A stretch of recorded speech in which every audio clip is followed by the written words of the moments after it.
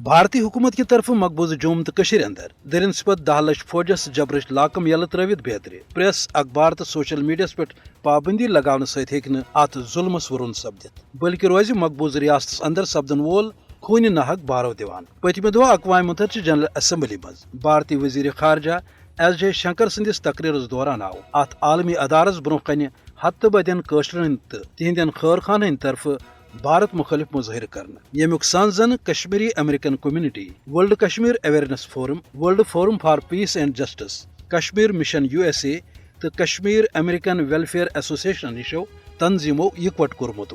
لکو بڑ بڑ بینر تو گت پہ اتھن پہ تلت تھود رٹ مت یمن پہ زن بے گناہ قشر ہز فوری رہائی بھارتی جبر تو ہند صحافت عالمی قرارداد تو بھارتی غذبیت مسئلہ کشمیر تو بھارتک جنگی جرائم بہتری بھارت جمہوریت کس بتس پہ اک بدنمان داغ ہی نعرہ تو سوال درج